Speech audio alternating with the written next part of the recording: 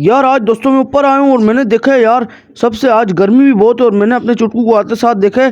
तो जो ना मैं जैसे ऊपर आया हूँ और मैंने सबसे पहले देखना होता है, आपको पता है आजकल मेरी चुटकी अंडों पे, और देखे माशाल्लाह से जो है ना चुटकी अंडों पे बैठी हुई है। बहुत ज़्यादा गुस्सा करी, मैं इसके पास हाथ वगैरह मार हूँ ज़्यादा और बहुत ज़्यादा गुस्सा करी। आपको मेरी हालत भी नज़र आ रही होगी, देखें गुस्सा बहुत कर रही है यार, ये अपने पास बंदों को नहीं छोड़ती। देखें माशाल्लाह से अभी मैं हाथ भी डाल रहा हूँ इनके आगे, बहुत ज़्यादा गुस्सा कर रही है, बहुत ज़्यादा गुस्सा करी। बस इसके नीचे अंडे वगैरह है नहीं, बस ऐसे ही गुस्सा कर रही है। तो जो है ना अभी हम उठते हैं और जो है ना मैं आपको बताता हूँ माशाल्लाह से जो है ना हमारा चुटकू जो है ना इसने सारे बाल निकाल दिए। यहाँ पे इसको देखें पूरा बेचारे को गंजा कर दिए।